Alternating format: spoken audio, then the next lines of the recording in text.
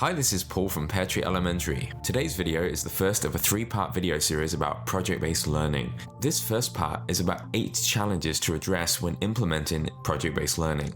For those of you who are new to project-based learning, it's an inquiry-based approach influenced by the Constructivist philosophies of the likes of Dewey, Piaget, and Vygotsky, and it involves creating and investigating authentic questions related to real-world problems, and then analyzing information related to the question topic and presenting findings in the form of some kind of educational artifact, such as a presentation, a portfolio, 3D model, digital game, and so on. While more and more schools and classrooms are implementing project-based learning approaches, I'm not sure how aware teachers and administrators are about the challenges of implementing this kind of student-centered, constructivist approach. Teachers in particular face a specific set of challenges, especially in the US with its conservative culture of standard-based assessment.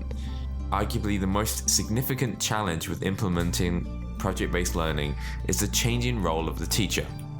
In contrast with teacher-centered approaches in which teachers dictate to their students what they think they need to know, teachers in a project-based learning classroom facilitate learning during project-related activities in a student-centered manner.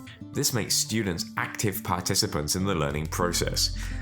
Such a change in role is a considerable challenge for many teachers who simply aren't accustomed to this style of education.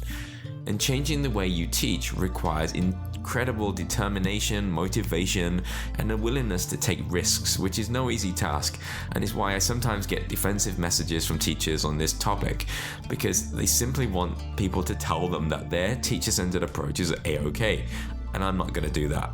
And this has a lot to do with the role of teacher identities. Teachers are extremely resistant to change, including changing the way they teach, if they feel that such changes affect their professional status. Accompanying this change in the role of teachers is a significant increase in the number of management skills and responsibilities required.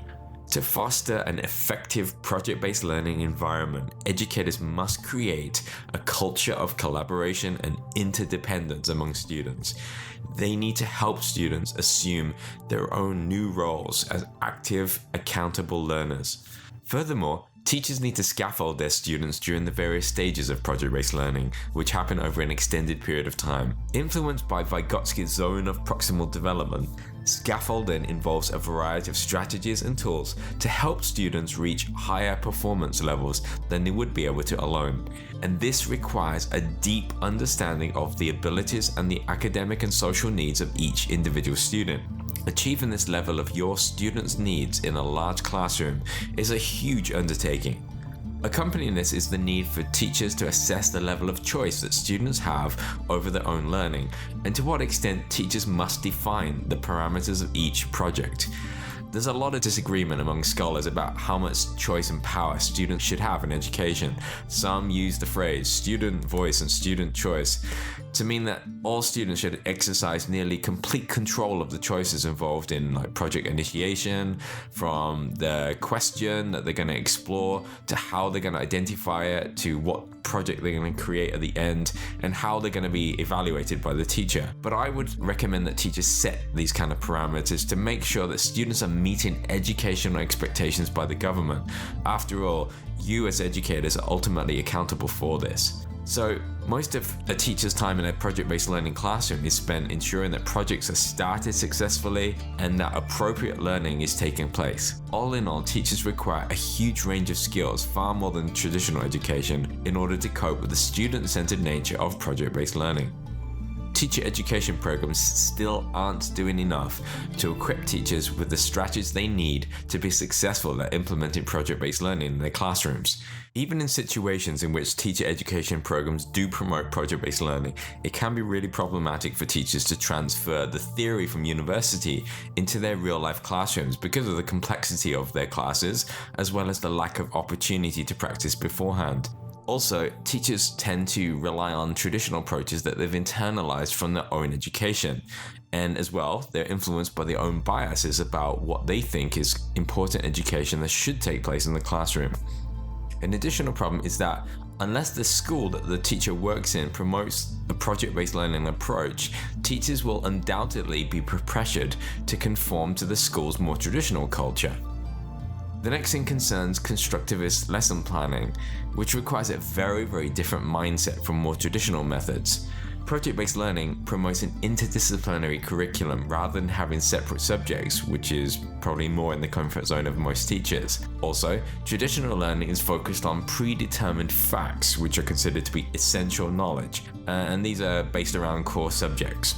But this in turn has led to the predominance of textbooks and rote memorization and teacher-centered approaches. Constructivist classrooms, on the other hand, are more focused on big picture concepts and the processes required to get students to produce student-driven inquiry projects.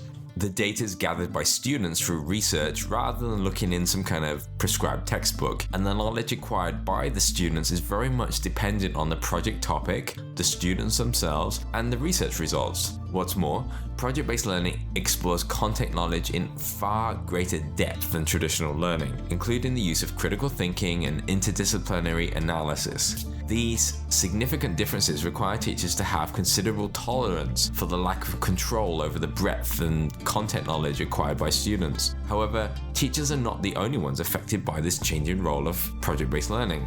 Students also need to assume a new role, that of being an active co-constructor of knowledge. While project-based learning is shown to increase student engagement in the classroom, students still face their own challenges and discarding their passive roles as rote memorizers and independent learners. And as such, it's not unusual for students to actually resist changes to adopting project-based learning and other such constructivist approaches, because students have really been conditioned incessantly to internalize these roles of being, the student role versus the teacher role for the whole educational careers. Therefore, implementing project-based learning requires a lot of focus on the socio-emotional needs of students.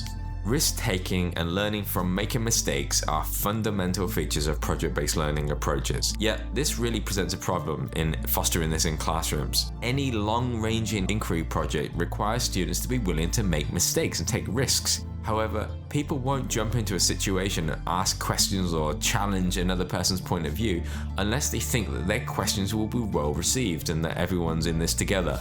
As with any form of academic skill, the ability of students to take risks requires teacher modeling, which again presents a dilemma, because the traditional education system promotes the notion of right answers, which both teachers and students alike have been conditioned to accept as normal. What is more, teachers work in schools with cultures that don't necessarily support taking risks. So, one of the reasons why teachers are reluctant to adopt project-based learning is they're afraid that these projects won't work, or that students won't be as motivated as they'd hoped, or that they didn't learn enough of the subject content as they had expected. So teachers are afraid that all of these undesired outcomes will have some kind of impact on them as teachers in their school. The need for collaboration in project-based classrooms is another challenge to overcome. Project-based learning requires group collaboration, and this is promoted by social constructivist beliefs revolving around Vygotsky. And this concerns the co-construction of learning. Collaboration allows students to draw on each other's perspectives and come up with solutions for problems. And this allows them to tackle much more complex projects than they would otherwise be able to do on their own, because maybe they don't have the individual ability, or simply because of people power. More people means more people to do things in a project that you just couldn't do if you were working on your own. However, getting students to collaborate together effectively is one of the most difficult challenges in project-based learning. And this is really because of the problem of Western education, that we promote the ideal of individualism and self-reliance and competition with each other and leadership skills. We're not encouraged to work together. This happens when you get to university and we think that everyone can work together just fine, but we've been conditioned our whole life to work alone. And teachers are not immune to this. They too are reluctant to work with their colleagues. As I said before about teacher identities and their professional status, they suffer from the need to feel autonomous and to some way feel higher in status from a colleague. Fostering collaboration in the classroom requires teachers to model this. Working with interdisciplinary inquiry projects means that a project-based learning teacher requires a strong understanding and confidence with the right tools and the right resources, which includes technology. In a project-based learning classroom, you need far more resources to cope with the demands of inquiry-based learning. As such, teachers are faced with this huge amount of information, both online and in libraries, and different learning environments, both inside and outside of the classroom, as well as new technological resources. And teachers that lack the confidence or experience to utilize these resources will end up using the same old resources that they've used time and time and again, which will not lead to success. Also, it can take a lot of time for teachers to become adept at using new resources, in particular technology. And this leads on to the next problem, which concerns time. It goes without saying that any kind of in-depth or extended project that requires research and the production of some kind of artifact, this is going to require more time than superficial traditional learning that you just get from a textbook or from a worksheet, and time is a precious resource in a school classroom. Finally, project-based learning requires a change in mentality when it comes to assessment. In project-based learning, what occurs during the project process is at least as important as the end result, if not more so. Therefore, unlike a traditional classroom that focuses much more on the end of course assessment, a project-based learning teacher needs to assess the project from start to finish. Each project has its own process, it has its own set of skills, and its own content knowledge. As such, teachers not only need to create different assessments based on the project, but they need to take into consideration a wider range of areas for assessment and different modes of learning that you would find in a traditional context.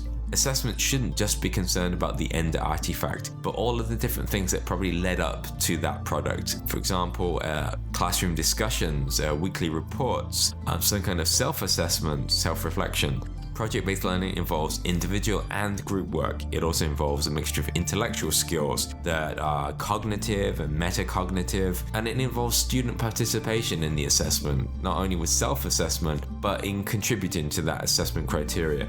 And all of these considerations can prove very problematic for teachers who are accustomed to more of a kind of one method of assessment and to a very, very limited set of skills being considered. In fact, even for project-based learning teachers who are experienced, assessment is an extremely challenging and time-consuming task, particularly when working with a lot of students. Finally, to wrap up, I'd like to set the background for what's led up to this video. Since starting our video series about 21st century education back in 2012, we started our own education business called Pear Tree Education, which is an after-school enrichment center, which is dedicated solely to theme-based and project-based learning, and which we do throughout the year. But more recently, we launched our first private elementary school called Pear Tree Elementary, which is focused around K-7 students. And again, everything we do is solely based on theme-based and project-based learning. And implementing this kind of project-based learning as a school requires us to overcome the challenges that have been presented in the video here today. And this will lead up to our next video, which talks about solutions, as well as it giving you better insights in terms of things, the differences between problem-based learning and project-based learning, as well as inquiry-based learning as an overarching umbrella. And that's about it for today's video. We'd like you to stay tuned for the next couple of videos, which are about project-based learning, and that'll be coming out very, very soon. Thanks for watching. Bye-bye.